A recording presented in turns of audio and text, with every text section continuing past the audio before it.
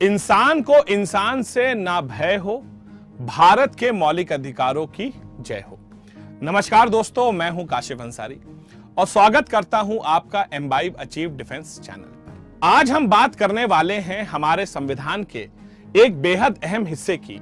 हम बात करेंगे संविधान के पार्ट 3 में पाए जाने वाले मौलिक अधिकारों की, यानी कि इंडियन सिटीजन्स के फंडामेंटल राइट्स की। ये अधिकार हर एक भारतीय को इस देश का नागरिक होने में गर्व महसूस करवाते हैं। तो चलिए बात करते हैं विस्तार में, क्या हैं ये मौलिक अधिकार।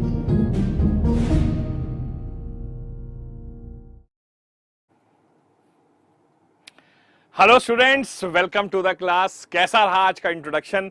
तो फटाफट सब लोग बता दीजिए। शाम के 4 बज चुके हैं और हम लोग एक बार फिर से लाइव आ चुके हैं अपने एक बहुत ही धमाकेदार सेशन के साथ। तो जितने लोग चैनल पे नए हैं, फटाफट चैनल को सब्सक्राइब कर दें और बेल आइकन को जरूर दबा दें ताकि आने वाली सभी क्लासेस का नोटिफिकेशन आपको मिल सके। इस वीडियो को सब लोग लाइक कर दें और शेयर कर दें ताकि और भी लोग हमारे साथ इस मुहिम में जुड़ सके। जय हिंद ऑफिसर्स, आ जाइए। आप सभी का स्वागत है आपके अपने यूट्यूब चैनल, आपके अपने परिवार imbibe achieve defence exam YouTube channel पे। हाय पूजा, सीरत, शिशिर, ज्योति, वसुधा, निहाल, असगर, शैलेश, संकेत, पूजा, सुप्रिया, सभी का बहुत बहुत बहुत स्वागत है। और भाई ये वो टॉपिक है ना आज जिसकी बहुत सारे लोग मांग करते आए हैं कि सर पढ़ा दीजिए। वैसे तो सच बताऊं, ये एक ऐसा टॉपिक है, मतलब ये ऐसा टॉपिक है जिसको आपने पढ़ लिया तो मतलब सच बताऊं तो अगर आपने फंडामेंटल राइट्स को पढ़ा तो एग्जाम में कम से कम 2 से 3 क्वेश्चंस गारंटी होने हैं। भैया एग्जाम में 2 से 3 क्वेश्चंस गारंटी आपके सही होने हैं अगर आपने ये टॉपिक फंडामेंटल राइट्स को पढ़ लिया तो। और 2 से 3 क्वेश्चन समझ रहे हो बेटा कितने होते हैं? मैंने आपको एक दिन बताया था कि अगर 1 नंबर आप गलत करते हैं तो आपकी रैंक करीब करीब 1,500 बच्चों के पीछे चली जाती है। एक क्वेश्चन गलत करने पर आपकी रैंक 1000 से 1,500 बच्चों के नीचे चली जाती है। तो आप 2 से 3 क्वेश्चन तो अफोर्ड ही नहीं कर सकते लूज करना। अब याद रखिएगा, ये बहुत बड़ा टॉपिक है और ये बड़ा टॉपिक है इसीलिए याद रखिएगा, ये मैं जो हूं 4 पार्ट्स में पढ़ाऊंगा। इस टॉपिक को बेटा मैं 4 पार्ट्स में पढ़ाऊंगा। पहले बता देता हूं, Tuesday, Wednesday, Thursday and Friday. So Tuesday, Wednesday, Thursday and Friday, ये 4 दिन, ये 4 सेक्शंस में मैं इस टॉपिक को पढ़ा पाऊंगा। ठीक है, टेंशन ना लीजिए, संकेत आज मैं पढ़ाऊंगा और आपने अगर जैसा मैं पढ़ा रहा हूं बस वैसे ही पालन करते गए तो फंडामेंटल राइट्स को पढ़ने की दोबारा कभी जरूरत नहीं पड़ेगी। तो सब लोग क्लास आ चुके हैं? जरूर बताइए, फिर सेशन को शुरू किया जाए बिना किसी देरी के। ठीक है, और भाई अगर अभी तक एम्बाइब की ऐप को डाउनलोड नहीं किया है तो फटाफट जाकर एम्बाइब की ऐप को डाउनलोड कर लें, क्योंकि यहां पर जो एआई बेस्ड टेक्नोलॉजी है उसका फायदा उठाइए। अपने एग्जाम की तैयारी को बनाइए महा तैयारी, अपने अचीवमेंट को बनाइए महा अचीवमेंट। यहां पर आपकी सारी फेमस किताबें जो आप खरीदते थे वो खरीदने की जरूरत नहीं है, सारी फ्री ऑफ कॉस्ट अवेलेबल है। लाखों क्वेश्चंस आप प्रैक्टिस कर सकते हैं, ऑल इंडिया मॉक टेस्ट दे सकते हैं, अपना टेस्ट खुद क्रिएट कर सकते हैं, अपनी अचीव जर्नी बना सकते हैं। मतलब एक ऐसा प्लेटफॉर्म, एक ऐसी चीज जो बच्चों को उनको एग्जाम निकालने में पूरी तरह मदद करेगी। तो एम्बाइब की ऐप फटाफट जाकर डाउनलोड करें। इसके साथ साथ आपके जो भी डाउट्स हैं उसके लिए हमने एक व्हाट्सएप का फीचर स्टार्ट किया है, जहां पर आप व्हाट्सएप करके डायरेक्टली हमसे अपना डाउट्स पूछ सकते हैं। उसके लिए आपको क्या करना है, डिस्क्रिप्शन बॉक्स में जाना है, व्हाट्सएप के लिंक पर क्लिक करना है और डायरेक्टली अपने डाउट्स को आप क्लियर कर सकते हैं। ठीक है, बिल्कुल बेटा, सब करेंगे। ठीक है, चलिए स्टार्ट करते हैं। तो आज की क्लास शुरू करते हैं फंडामेंटल राइट्स। तो देखो, फंडामेंटल राइट्स में जैसा कि मैंने बताया कि टोटल 4 लेक्चर हैं। आज फर्स्ट लेक्चर है आउट ऑफ 4, तो पहला चैप्टर है आउट ऑफ 4। तो 4 चैप्टर्स में मैं इसे खत्म करूंगा 4 क्लासेस में, और आज लेक्चर नंबर 1 ऑफ 4 है। लेकिन इसको कर लिया तो 3 क्वेश्चन एग्जाम में गारंटी है, याद रखिएगा। आगे बढ़ते हैं। इसके बाद ये आप मेरे बारे में देख सकते हैं, मेरा इंट्रोडक्शन, मेरा नाम कासिफ अंसारी, आप लोग जानते हैं, एक्सपीरियंस जानते हैं मेरा, one of the top educators हूं मैं, डिफेंस, रेलवे, एसएससी, यूपीएससी, 14 साल का एक्सपीरियंस है, 2 लाख से ज्यादा बच्चे मैंने पढ़ाए हैं, ठीक है। उसके बाद आगे बढ़ते हैं। अब आपको मालूम है कि हम क्या करते हैं, हमारी एक खासियत है कि बेटा हम पहले जो हैं 3 वैलिडेटिंग क्वेश्चंस करते हैं ताकि देखें तो कि तुम्हें कितना आता है। तो 3 वैलिडेटिंग क्वेश्चंस हम करेंगे ताकि हमें मालूम चले कि तुम्हें कितना आता है। वैलिडेटिंग क्वेश्चंस करने के पीछे जो मकसद होता है वो ये है कि हम आपकी नॉलेज को थोड़ा बहुत जज कर लेते हैं कि आपने पहले से ये टॉपिक पढ़ा है या नहीं पढ़ा है, और पढ़ा है तो कितनी क्लैरिटी है। सो पहला क्वेश्चन आपके स्क्रीन पर रहा ये, in the Indian constitution the fundamental rights have been included in part 4, part 3, part 2 या पार्ट 5। ये तो बहुत ही बच्चों वाला क्वेश्चन है, जल्दी बताइए फास्ट। तो फंडामेंटल राइट्स का जिक्र कहां है भाई? ये तो सभी को मालूम है कि फंडामेंटल राइट्स का जिक्र जो है वो भारतीय संविधान के भाग 3 आर्टिकल नंबर 12 से 35 के बीच है। बहुत बढ़िया, शाबाश। दूसरा, the fundamental rights guaranteed to the Indian citizens are justiciable in nature, non justiciable in nature, sometime justiciable and sometime non justiciable, none of the above. तो जो फंडामेंटल राइट्स होती हैं तो क्या भैया वो जस्टिसिएबल हैं, नॉन जस्टिसिएबल हैं, sometime justiciable, sometime non justiciable या नन ऑफ द अबव? जल्दी बताइए फास्ट। बहुत बढ़िया, शानदार जवाब, शानदार, जबरदस्त, जिंदाबाद, बहुत बढ़िया। तो फंडामेंटल राइट्स हमारी जो होती हैं, हम सबको मालूम है कि वो जस्टिसिएबल या जुडिशिएबल इन नेचर होती हैं, मतलब कि अगर इनका वायलेशन हो जाए तो आपको कोर्ट ऑफ लॉ जाने का अधिकार दिया गया है। बहुत अच्छा, नेक्स्ट। तीसरा question, the idea of incorporating the chapter of fundamental rights in the Indian constitution has been borrowed from. ये है बेटा लल्लू छाप क्वेश्चन, बच्चों वाला क्वेश्चन, जल्दी बताइएगा। तो फंडामेंटल राइट्स को इनकॉर्पोरेट करने का जो फॉर्मूला है हमने कहां से लिया है? बहुत बढ़िया, शाबाश, वेरी गुड, शाबाश, बहुत तेज जवाब आ रहे हैं। Right answer is a, that is the American constitution, जहां पर बेटा इसे बिल ऑफ राइट्स के नाम से जाना जाता है, जहां पर बेटा हम इसे बिल ऑफ राइट्स के नाम से जानते हैं। ठीक है, अब समझिएगा। तो आज हम लोग ये सारी चीजें पढ़ेंगे, ठीक है। तो आज की क्लास में हम ये पढ़ेंगे कि फंडामेंटल राइट्स का मेंशन कहां पर है, कहां से बोरोड है, इन्हें फंडामेंटल क्यों कहा जाता है, इनका नेचर क्या है, उसके बाद जानेंगे क्या फंडामेंटल राइट्स एब्सोल्यूट हैं, उसके बाद list of fundamental rights article 12 और आर्टिकल 13। तो आज हमें ये चीजें पढ़नी है, ठीक है बच्चा। तो आज हम ये चीजें पढ़ेंगे। अब सब लोग भाई साहब कमेंट को करना करेंगे बंद और बहुत ध्यान से सुनेंगे जो मैं पढ़ाने जा रहा हूं। चाहे तो कॉपी और पेन ले लें, पढ़ाना शुरू करूं अगर आपकी इजाजत है तो भैया मुझे हरी झंडी दिखा दीजिए और कहिए कि सर पढ़ाना कृपया करके शुरू करें। सर पढ़ाना शुरू करिए, आप बस मुझे यह कह दीजिए मैं पढ़ाना शुरू करता हूं, ठीक है? हाँ जी, समझो। अब देखो बच्चों, जब हम बात करते हैं फंडामेंटल राइट्स की, मौलिक अधिकार की, तो सबसे पहला क्वेश्चन जो हमारे दिमाग में आता है वो ये है कि जो फंडामेंटल राइट्स हैं इनका जिक्र भारत के संविधान में कहां पर किया गया है। तो मैं आपको बता दूं बेटा कि हमारी जो फंडामेंटल राइट्स हैं उनका जिक्र जो है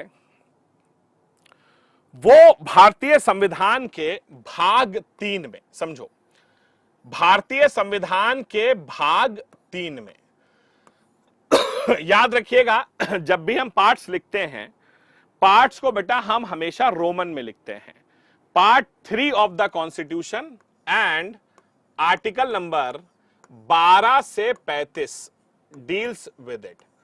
तो फंडामेंटल राइट्स का जिक्र भारतीय संविधान के भाग 3 में और आर्टिकल नंबर 12 से 35 में इसका जिक्र किया गया है। हालांकि बच्चों अगर आप लिस्ट की बात करें फंडामेंटल राइट्स की, तो फंडामेंटल राइट्स बेसिकली जो हैं वो आर्टिकल नंबर 14 से लेकर आर्टिकल 32 के बीच है। तो फंडामेंटल राइट्स जो हैं वो बेसिकली आर्टिकल नंबर 14 से 32 के बीच में हैं। फिर आप कहोगे सर ये आर्टिकल नंबर 12 कहां गया, 13 कहां गया, 33, 34 और 35 कहां गया? तो मैं आपको बता दूं बेटा कि फंडामेंटल राइट्स का जिक्र भारतीय संविधान के भाग 3 आर्टिकल 12 से 35 में है, जिसमें आर्टिकल नंबर 12 और 13 जो है ये बेसिकली इंट्रोडक्शन है, और 33, 34 और 35 ये बेसिकली क्या है, ये हमारे कंक्लूजन है। तो आर्टिकल नंबर 12 और 13 जो है बेटा वो इंट्रोडक्शन है, और 33, 34 और 35 कंक्लूजन है। आप देखेंगे कि मेजॉरिटी लोग आपको आर्टिकल 12, 13 पढ़ाते ही नहीं है, क्योंकि बेटा असली कहानी आर्टिकल 12, 13, 33, 34, 35 में ही छुपी हुई है, सत्य बताऊं तो। और ये टफ है, याद रखिएगा, और इसीलिए लोग इन्हें थोड़ा सा अवॉइड करते हैं। तो फंडामेंटल राइट्स की अगर बात करें तो भारतीय संविधान के भाग 3 में और आर्टिकल नंबर 12 से लेकर आर्टिकल नंबर 35 के बीच फंडामेंटल राइट्स का जिक्र है।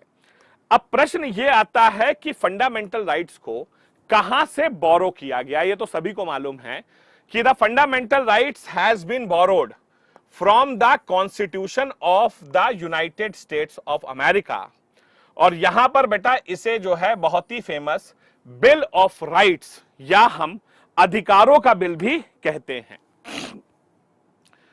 तो फंडामेंटल राइट्स जो है बेटा उन्हें यूएसए से बोरो किया गया है, constitution of United States of America, जहां पर इन्हें जो है बेटा हम बिल ऑफ राइट्स या अधिकारों के बिल के नाम से भी जानते हैं।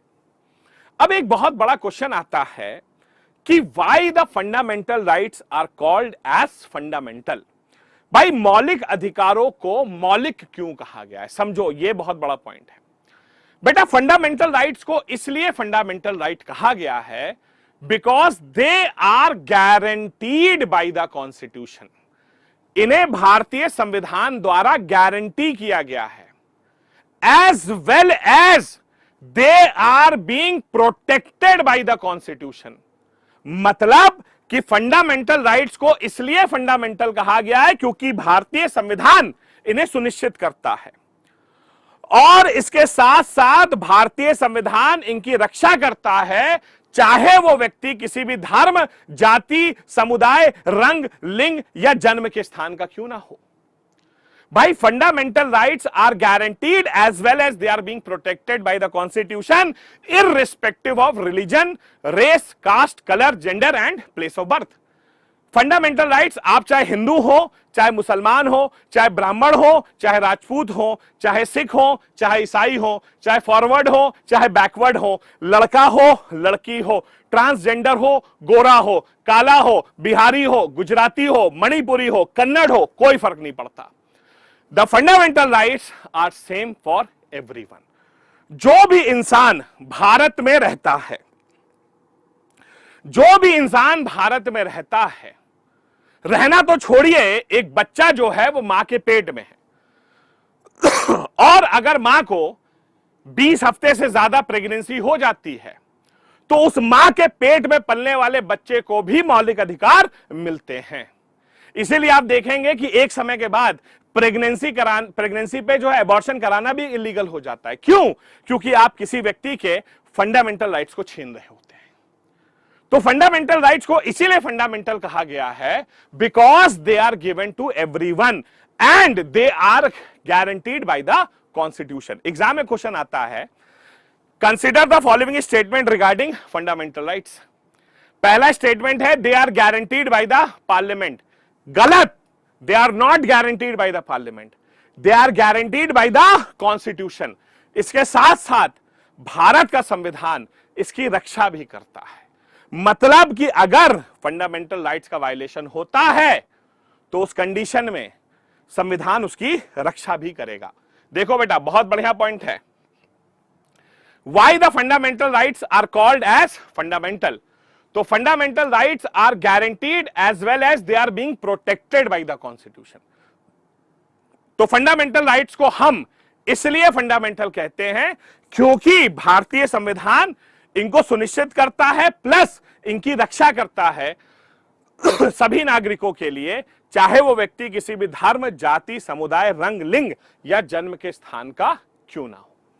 बात यहां तक सबको समझ में आई है? अगर यहां तक समझ में आई है तो भाई साहब लाइक और शेयर होते रहना चाहिए यार। मजा आ रहा है कि नहीं आ रहा है? और लाइक बटन दबाने में इतने पीछे मत हटो, आगे बढ़ो। बहुत बढ़िया, बहुत बढ़िया डिजिटल फौजी, बहुत बहुत स्वागत आपका भी क्लास में। तो फंडामेंटल राइट्स को इसीलिए फंडामेंटल कहा गया है। जैसे क्या हर इंसान के पास कार होगी, यह आपका फंडामेंटल राइट नहीं है, क्योंकि बेटा कार लेना तो पैसे का काम है, लेकिन जो अधिकार हैं वो आपके भी वही हैं, हर इंसान के वही हैं। ठीक है, बहुत बढ़िया, शाबाश। अब समझो, अब अगला कंसेप्ट ये कहता है कि nature of the fundamental rights क्या है।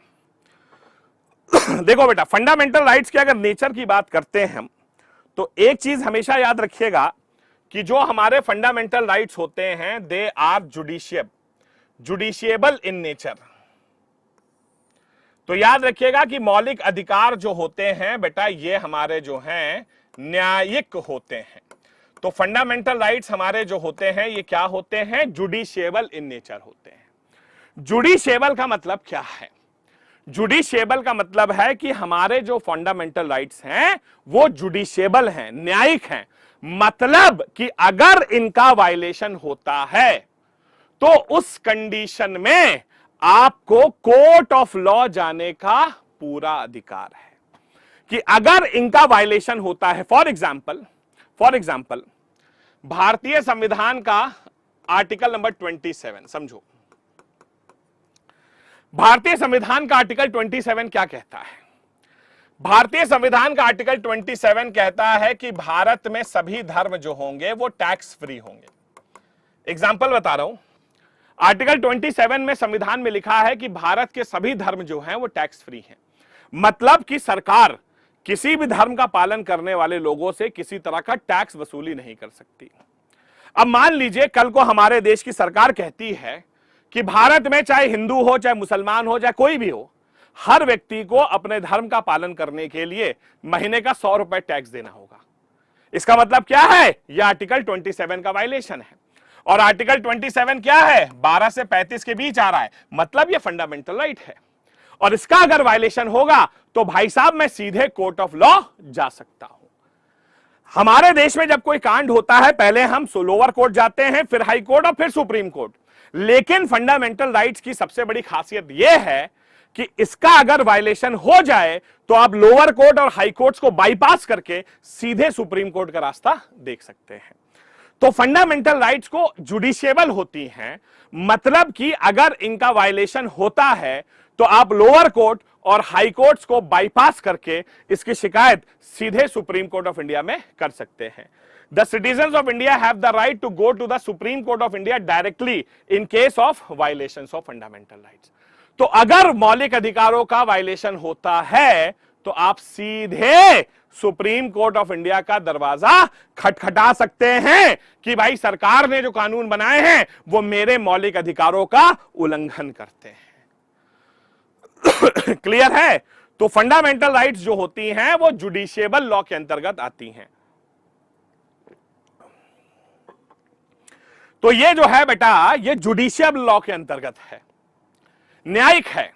मतलब कि आप मौलिक अधिकारों को अगर सरकार लागू नहीं कर पा रही है तो आप इसे कोर्ट ऑफ लॉ में जाकर भी लागू करवा सकते हैं। अब देखो, अब एक बहुत बड़ा क्वेश्चन आता है कि इस fundamental rights absolute in nature, ठीक है? अब देखो बेटा, इतना बड़ा कंसेप्ट बताऊंगा ना तुम्हारा दिमाग खुलेगा कि क्या फंडामेंटल राइट्स एब्सोल्यूट हैं। बेटा एक बात बताऊं तुम्हें, इस दुनिया में एब्सोल्यूट तो कुछ नहीं है। सच बताऊं ना तो एब्सोल्यूट तो भगवान भी नहीं है। दुनिया में 10% लोग ऐसे भी मिल जाएंगे जो भगवान के एग्जिस्टेंस पे भी क्वेश्चन उठा देंगे, कहते हैं भगवान होता ही नहीं। तो क्या फंडामेंटल राइट्स के अंदर जो लिखा है वो एब्सोल्यूट है? तो मैं आपको एक बात बता दूं कि दुनिया में कोई भी चीज एब्सोल्यूट नहीं होती है। Nothing is the world is absolute, सिवाय एक चीज को, और वो है बेटा मौत। मौत के अलावा दुनिया में कुछ भी एब्सोल्यूट नहीं है। आपका जन्म कहां होगा, आप कितना जिएंगे, क्या खाएंगे, क्या पिएंगे, क्या नौकरी करेंगे, किससे शादी करेंगे, किससे शादी होगी, कितने बच्चे होंगे, कोई नहीं जानता सिवाय एक चीज के, वो ये है कि आपकी मौत होगी। मौत जो है अटल है, एब्सोल्यूट है, कोई नहीं चेंज कर सकता। लेकिन क्या fundamental rights absolute in nature हैं? तो याद रखिएगा कि fundamental rights are not absolute in nature. दुनिया में कोई भी चीज एब्सोल्यूट नहीं होती है। तो fundamental rights are not absolute in nature. अब समझो इसका मतलब क्या है कि हमारी पार्लियामेंट को यह अधिकार है कि फंडामेंटल राइट्स पर वो रोक लगा सकती हैं। याद रखो, लिख लो बेटा, द पार्लियामेंट ऑफ इंडिया। एक ऐसा पॉइंट लिखवाऊंगा, दिल खुश हो जाएगा। तुम भी सोचोगे सर कहां से दिमाग घुमा रहे हैं हमारा। देखो बेटा, ध्यान से सुनना। The parliament of India, the parliament of India has the power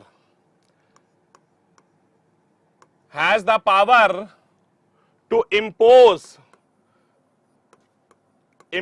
the reasonable restrictions.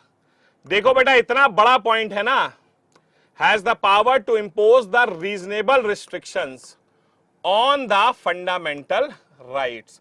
ध्यान से देखो, मैंने क्या लिखा है कि फंडामेंटल राइट्स जो होते हैं वो एब्सोल्यूट नहीं होते हैं, और हमारे देश की संसद को यह अधिकार है कि वो मौलिक अधिकारों पर रोक लगा सकता है, रिस्ट्रिक्शंस लगा सकता है। लेकिन यह शब्द सुनते ही तो संसद खुश हो जाती।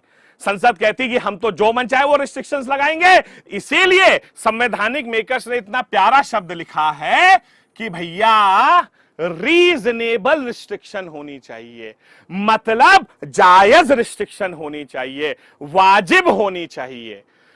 तो हमारे देश की संसद को यह अधिकार है कि वो फंडामेंटल राइट्स पर रोक लगा सकती है, लेकिन उसके लिए रीजन जो है वो जस्टिसेबल होना चाहिए। आप रीजनेबल रिस्ट्रिक्शंस लगा सकते हैं, वाजिब रिस्ट्रिक्शंस जिसे हम कहते हैं, अपनी मर्जी नहीं। और कोई चीज वाजिब है या नहीं है, इसका फैसला कौन करेगा? इसका फैसला तो कोर्ट ऑफ लॉ करेगी। मतलब जुडिशियल रिव्यू यहां पर भी ओपन है। बात समझ में आई? तो भाई साहब, भले ही एब्सोल्यूट नहीं है, संसद को अधिकार है कि रोक लगाओ, लेकिन भैया वो रोक रीजनेबल इन नेचर होनी चाहिए, वाजिब होनी चाहिए, जायज होनी चाहिए, मनमर्जी नहीं चलेगी। तो अगर रीजनेबल है, वाजिब है, तो अलाउड है, लेकिन अगर वाजिब नहीं है भैया तो अलाउड नहीं है। यार मजा आ रहा है कि नहीं हो रहा है? मजा आ रहा है कि नहीं आ रहा है? जल्दी बताओ। कंसेप्ट क्लियर हो रहे हैं? दिमाग खुल रहा है?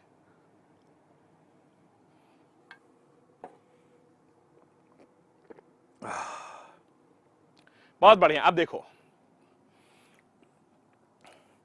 अब एक पॉइंट याद रखिएगा, एक चीज और याद रखिएगा बच्चों, बहुत इंपॉर्टेंट है आप लोग के लिए। अब एक चीज याद रखिएगा, यहां पर आपके लिए एक बहुत अच्छा पॉइंट लिख रहे हैं, इसे भी हमेशा याद रखिएगा। बहुत बढ़िया, आप समझो। यहां पर एक पॉइंट याद रखिएगा बच्चों, लिखो the fundamental rights are negative in nature. अब आप पूछोगे सर ये क्या आपने लिख दिया? तो क्या कई बार पूछा जाता है कि क्या हमारे फंडामेंटल राइट्स नेगेटिव हैं या पॉजिटिव हैं? तो याद रखिएगा बेटा कि फंडामेंटल राइट्स जो होते हैं वो हमारे नेगेटिव इंस्ट्रक्शंस होते हैं। फंडामेंटल राइट्स नेगेटिव इंस्ट्रक्शंस क्यों हैं? क्योंकि ये सरकार के ऊपर दबाव डालते हैं कि भैया तुम्हें इसका पालन करना होगा, करना होगा, करना होगा। तो जब कोई चीज किसी के ऊपर बाउंडेशन होती है तो वो नेगेटिव ही होती है। समझो बेटा, जैसे कि हम जब छोटे थे तो हमेशा खेलते रहते थे। पिताजी आते थे और कहते थे कि शाम को 5 से 7 बजे तक तुम्हें पढ़ाई करनी है, क्योंकि बाकी समय तो उन्हें मालूम है खेलते ही रहेगा। तो 5 से 7 तुम्हें पढ़ाई करनी है।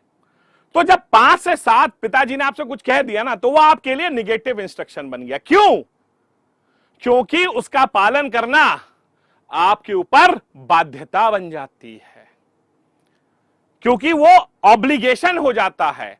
ऑब्लिगेटरी इन नेचर है, क्योंकि पिताजी ने खेलने का समय तो डिसाइड नहीं किया है, क्योंकि उन्हें तो मालूम है कि खेलता तो हमेशा ही रहेगा, पढ़ाई करने का समय निर्धारित किया जाए।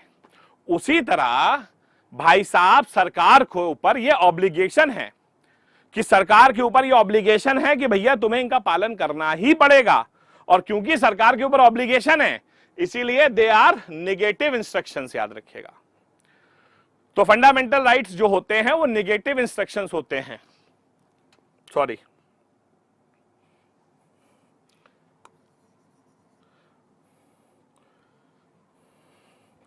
तो याद रखना बेटा, fundamental rights are negative instructions,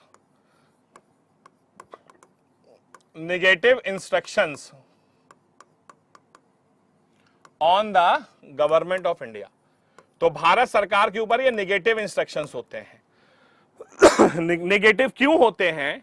because they are obligatory in nature, क्योंकि बेटा ये सरकार के ऊपर ऑब्लिगेशन बन जाता है कि आपको इसका पालन करना पड़ेगा। और जब कोई चीज सरकार के ऊपर ऑब्लिगेशन होती है तो भैया फिर वो जो है सही नहीं मानी जाती है।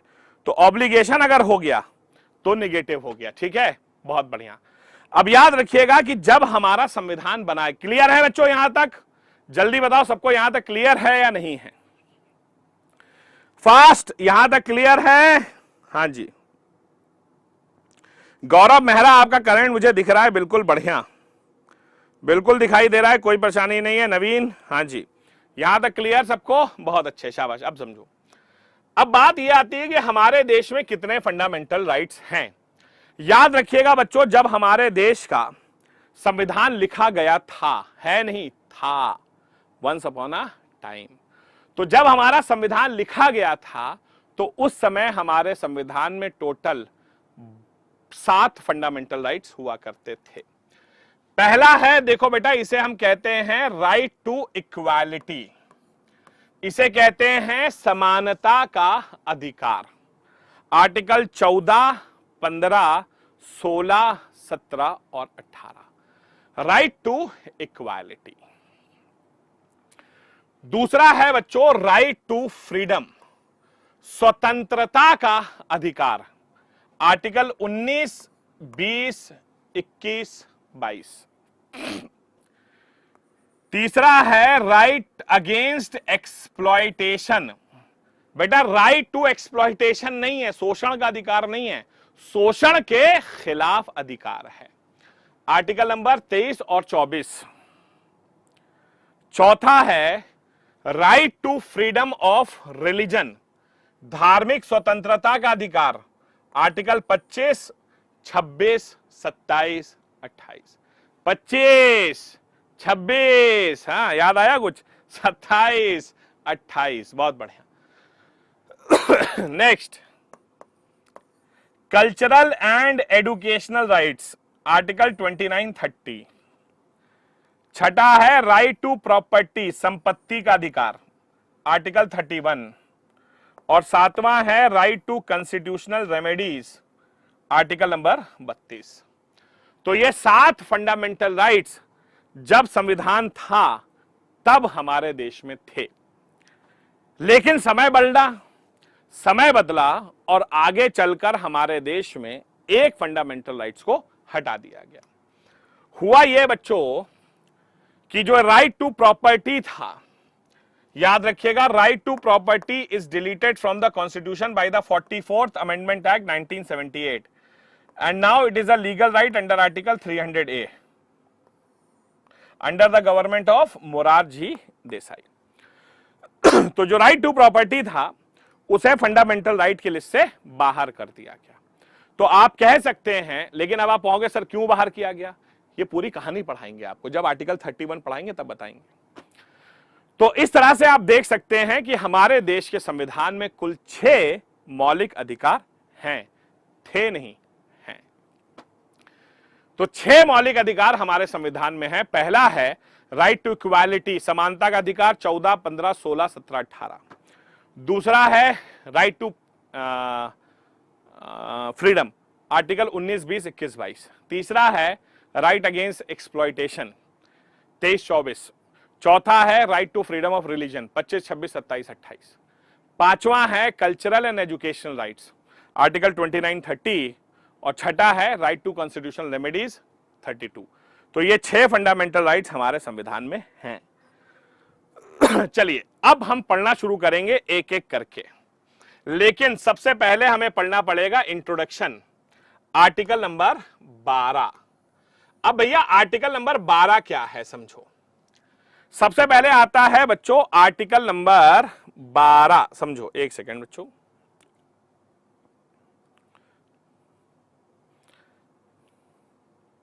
आप लोगों के लिए देखिए मैंने एक वीडियो बनाई थी आज। देखिए छोटी सी वीडियो आप लोग के लिए बनाई थी, तो मैंने कहा भूल गया आपको दिखाना। ठीक है, तो 6 फंडामेंटल राइट्स हैं और 7वां अब नहीं रहा। ठीक है बच्चों, अब देखो आगे बढ़ते हैं। तो सबसे पहले आता है आर्टिकल नंबर 12, समझो। आर्टिकल नंबर 12 क्या है समझते हैं यहां पर इसको। अब होता क्या है कि सर, एक बच्चा आया मेरे पास, कहता है कि सर हुआ ये कि मैं एक रेस्टोरेंट में गया था और उस रेस्टोरेंट वाले ने मुझसे कहा कि मैं तुम्हें रेस्टोरेंट के अंदर नहीं आने दूंगा क्योंकि तुम शेड्यूल्ड ट्राइब हो या तुम शेड्यूल्ड कास्ट हो। सर उसने तो मेरे साथ अनटचेबिलिटी कर लिया, तो सर ये तो फंडामेंटल राइट्स का वायलेशन है। मैंने कहा नहीं बेटा, ये फंडामेंटल राइट्स का वायलेशन नहीं, ये तो ऑर्डिनरी राइट का वायलेशन है। उसने कहा सर ऐसा कैसे आप कह रहे हैं, क्योंकि भैया फंडामेंटल राइट्स का मतलब, वायलेशन का मतलब थोड़ी ना है कि तुम्हारा पड़ोसी तुम्हारे साथ वायलेशन करे। भैया फंडामेंटल राइट्स का वायलेशन तब माना जाएगा जब आर्टिकल 12 के अंदर आने वाले संस्थान उसका वायलेशन करेंगे। सो आर्टिकल नंबर 12 क्या है, आर्टिकल नंबर 12 क्या है समझो। आर्टिकल नंबर 12 जो है, it defines the term state. ये बेटा स्टेट को डिफाइन करता है। अगर इनमें से किसी ने आपके साथ किया है कुछ, अगर इनमें से किसी ने फंडामेंटल राइट्स का वायलेशन किया है तब तो वायलेशन माना जाएगा, ऐसे नहीं, ऐसे तो ऑर्डिनरी लॉ का वायलेशन है। सबसे पहला वायलेशन माना गया है कि अगर, सबसे पहला माना गया है कि अगर भाई साहब गवर्नमेंट कोई भी वायलेशन करती है। गवर्नमेंट का मतलब क्या होता है बच्चों, गवर्नमेंट का मतलब है कि अगर देश की केंद्र सरकार और राज्य सरकार कोई ऐसा कानून बनाती है जो फंडामेंटल राइट्स का वायलेशन करता है तो वायलेशन माना जाएगा। तो सबसे पहले आती है गवर्नमेंट। दूसरे नंबर का है मतलब पार्लियामेंट। पार्लियामेंट का मतलब क्या है बच्चों, लोकसभा एंड राज्यसभा। अगर हमारे देश में लोकसभा और राज्यसभा कोई ऐसा कानून बनाती है तो फंडामेंटल राइट्स का वायलेशन माना जाएगा। तीसरा है बेटा स्टेट लेजिस्लेचर। स्टेट लेजिस्लेचर का मतलब होता है विधानसभा एंड विधान परिषद, जिसे आप कहते हैं legislative assembly and legislative council. चौथा है constitutional and non constitutional bodies, संवैधानिक और गैर संवैधानिक संस्थान, जैसे हमारा election commission, finance commission, CAG, UPSC. अब यूपीएससी ने भाई साहब नोटिफिकेशन निकाल दिया कि इस साल सीडीएस का फॉर्म सिर्फ हिंदू बच्चे भरेंगे, बाकी नहीं भर सकते। तो इसका मतलब क्या है कि कॉन्स्टिट्यूशनल बॉडी भेदभाव कर रही है, तो वायलेशन माना जाएगा। हमारा नीति आयोग हो गया, नेशनल डेवलपमेंट काउंसिल हो गया, अगर ये लोग कोई कानून ऐसा बनाते हैं जो फंडामेंटल राइट्स का वायलेशन है तो माना जाएगा। इसके नंबर बाद आता है पीएसयूज। हमारे देश के बड़े बड़े पब्लिक सेक्टर एंटरप्राइज, सेल, भेल, गेल, एचपीसीएल, ओएनजीसी, एनटीपीसी, इन सब जगहों पर अगर कोई वायलेशन होता है तो फंडामेंटल राइट्स का वायलेशन माना जाएगा। छठे नंबर पे आता है लोकल गवर्नमेंट। लोकल गवर्नमेंट का मतलब क्या है, लोकल गवर्नमेंट का मतलब है पंचायत हो गई, म्यूनिसिपैलिटी हो गई। तो पंचायत हो गए, म्यूनिसिपैलिटी हो गए, अगर ये लोग कोई ऐसा कानून बनाते हैं।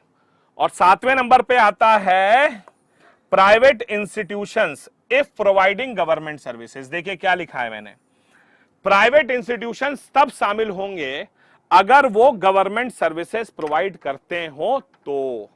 जैसे एम्बाइब है, एम्बाइब पर आप नहीं कर सकते, लेकिन आप टीसीएस पर कर सकते हैं। क्यों? क्योंकि टीसीएस जो है बेटा वो पासपोर्ट बनाती है। अब टीसीएस जो है पासपोर्ट बना रही है। अब टीसीएस कहेगी भैया हम तुम्हारा पासपोर्ट नहीं बनाएंगे क्योंकि तुम काले हो, तो आप फंडामेंटल राइट्स का वायलेशन कर सकते हैं आर्टिकल 15 के तहत। क्यों? क्योंकि TCS is providing government services, और उसके बाद अगर वो नहीं करती है तो उस कंडीशन में फंडामेंटल राइट्स का वायलेशन माना जाएगा। तो अगर एक प्राइवेट इंस्टीट्यूशन है और वो सरकारी सेवाएं दे रहा है और अगर वो ऐसा कानून बनाता है तब तो फंडामेंटल राइट्स का वायलेशन है, otherwise it will be considered as the violation of ordinary laws.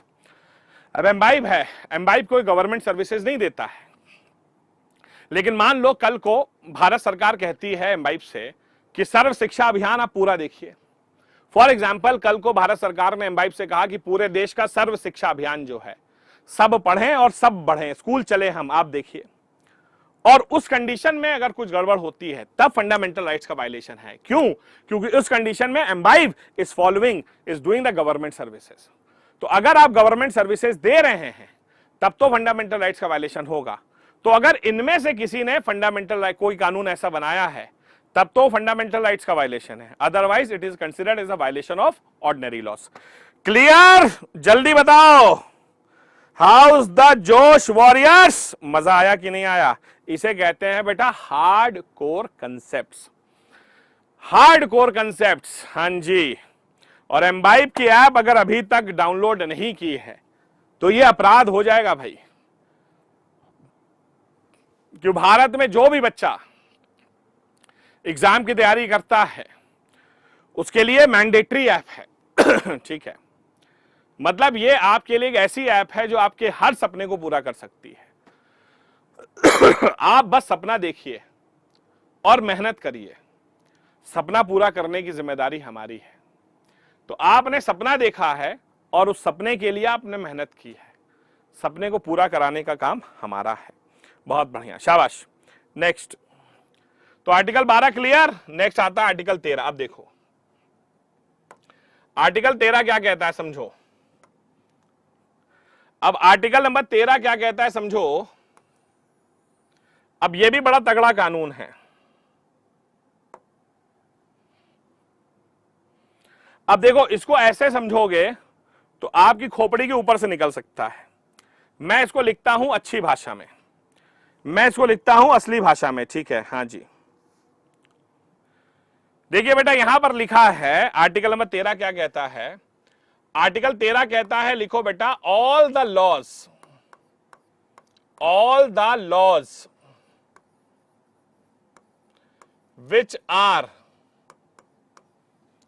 which are inconsistent, all the laws which are inconsistent or derogations or derogation with the fundamental rights shall be declared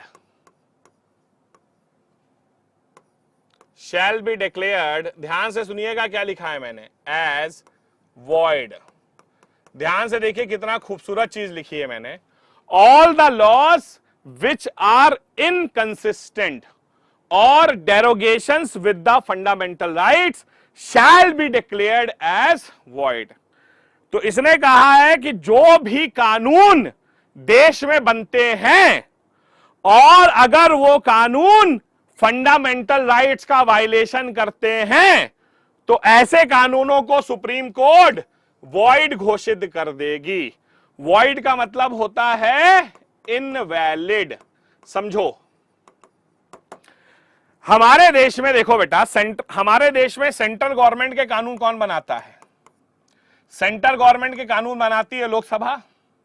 state government के कानून कौन बनाती है? विधानसभा। समझो, हमारे देश में केंद्र के कानून बनाती है लोकसभा, लोकसभा प्लस राज्यसभा, और स्टेट के कानून बनाता है विधानसभा प्लस विधान परिषद। मान लो कि अगर हमारे देश की केंद्र सरकार और राज्य सरकार ने कोई ऐसा कानून बनाया है जो फंडामेंटल राइट्स का उल्लंघन कर रहा है, वायलेशन है, इनकंसिस्टेंट है, derogatory to the fundamental rights है, ऐसे कानूनों को सुप्रीम कोर्ट वॉइड घोषित करेगा, इनवैलिड बना देगा। मतलब आप कह सकते हैं कि कहीं ना कहीं आर्टिकल 13 जो है वो डॉक्ट्राइन ऑफ जुडिशियल रिव्यू को शो करता है। तो आर्टिकल 13 जो है वो क्या है? It is nothing but it is showing the doctrine of judicial review. तो आर्टिकल 13 जो है बेटा वो डॉक्ट्राइन ऑफ जुडिशियल रिव्यू को शो कर रहा है। डॉक्ट्राइन का मतलब होता है फिलॉसफी। तो कहीं ना कहीं आर्टिकल 13 जो है वो जुडिशियल रिव्यू की फिलॉसफी को दिखाता है। ये बता रहा है कि देश का कोई भी कानून अगर वो फंडामेंटल राइट्स का वायलेशन करता है, इनकंसिस्टेंट है, डेरोगेशन है, डेरोगेटरी टू फंडामेंटल राइट्स है, ऐसे कानून देश के अंदर वॉइड हो जाएंगे, मतलब इनवैलिड हो जाएंगे। जैसे कि अभी हमारे देश में एक कानून है जिसका नाम है CAA। ये अभी रिव्यू में पड़ा हुआ है। CAA क्या है? सिटीजनशिप अमेंडमेंट एक्ट, जिसमें कहा गया कि जो भी व्यक्ति पाकिस्तान, अफगानिस्तान और बांग्लादेश के परसिक्यूटेड माइनॉरिटीज हैं और वो भारत शरण लेने आते हैं तो उनको शरण दी जाएगी एक्सेप्ट मुस्लिम्स। तो मुसलमानों को छोड़कर बाकी हर व्यक्ति को शरण दी जाएगी। लेकिन भारतीय संविधान का जो आर्टिकल 15 है वो कहता है कि there will be no discrimination on the basis of religion, caste, colour, gender और प्लेस ऑफ बर्थ। भारत में किसी भी व्यक्ति, धर्म, जाति, समुदाय, रंग, लिंग के हिसाब से भेदभाव नहीं होगा। जबकि CAA अकॉर्डिंग जिन्होंने केस किया है उनका कहना है कि आर्टिकल 15 का वायलेशन कर रहा है क्योंकि इसमें मुस्लिम रिलीजन को शामिल नहीं किया गया है। अब ये उनका कहना है कि ये फंडामेंटल राइट्स का वायलेशन है, आर्टिकल 15 का वायलेशन है। तो ये मामला सुप्रीम कोर्ट के पास पड़ा हुआ है, अभी रिव्यू में है, देखते हैं आगे क्या होता है। तो सुप्रीम कोर्ट का कहना है कि कोई भी कानून जो कि मौलिक अधिकार का वायलेशन करेगा तो ऐसे कंडीशन में उस कानून को हम नल एंड वॉइड घोषित कर देंगे। तो ये हो गया भैया हमारा इंट्रोडक्शन टू फंडामेंटल राइट्स। तो आज हमने जो है बेटा फंडामेंटल राइट्स के बारे में काफी सारी चीजें सीख ली। तो पहली क्लास हमारी आज की खत्म हो गई। सो आज हमने ये जाना कि फंडामेंटल राइट्स का जिक्र कहां पर है, कहां से लिया गया है। उसके बाद आज हमने जानता है जुडिशियबल है या नहीं है, एब्सोल्यूट इन नेचर है या नहीं है, ये सब जाना हमने। उसके बाद आज हमने ये पढ़ा कि इनके ऊपर रीजनेबल रिस्ट्रिक्शंस लगाई जा सकती है। 6 फंडामेंटल राइट्स हैं। उसके बाद बताया गया राइट टू प्रॉपर्टी को हटाया गया। आर्टिकल 12 बताया जिसमें बताया गया कि स्टेट के अंदर कौन कौन लोग होते हैं। आर्टिकल 13 बताया, जुडिशियल रिव्यू का डॉक्ट्राइन आपको बता दिया। अब कल हम क्या पढ़ेंगे? कल हम राइट टू इक्वालिटी, कल हम लोग आर्टिकल नंबर 14, 15, 16, 17, 18 के बारे में पूरी तरह से पढ़ेंगे। क्लियर है? जल्दी बताओ मजा आया कि नहीं आया आज की क्लास में भाई? एवरीबडी एंजॉयड द क्लास और not today? Shishir Nayak, thank you, thank you. तो भाई अभी तक अगर आपने एम्बाइब की ऐप को डाउनलोड नहीं किया है तो अभी जाकर एम्बाइब की ऐप को डाउनलोड कर लें और हमारी AI बेस्ड टेक्नोलॉजी का फायदा उठाकर अपनी तैयारी को बनाइए महा तैयारी, अपने अचीवमेंट को बनाइए महा अचीवमेंट और डंडे उखाड़कर झंडे गाड़ दीजिए बेटा। आपके लिए डाउट क्लियरिंग के लिए हमने जो है एक व्हाट्सएप फीचर स्टार्ट किया। डिस्क्रिप्शन बॉक्स में जाएंगे तो व्हाट्सएप के थ्रू डायरेक्टली हमसे अपने डाउट्स पूछ सकते हैं। थैंक यू सभी का, बहुत बहुत शुक्रिया। राहुल, सुप्रिया, संकेत, आशीष, शैलेश, रजनी, यूसुफ, प्रिया, चयन, राहुल, आशीष कुमार सिंह, बहुत शुक्रिया। संकेत, शानबर भाई, आप लोग जब इतना प्यार देते हैं ना तो दिल खुश हो जाता है। दौड़ा देंगे, हाँ दौड़ा तो हम तब देंगे बेटा जब तुमने हमारी बात नहीं मानी, तो दौड़ा लेंगे यहां से लेकर दूर तक। Have a nice day. मिलते हैं 8 बजे करंट अफेयर्स में। जय हिंद, जय भारत, वंदे मातरम।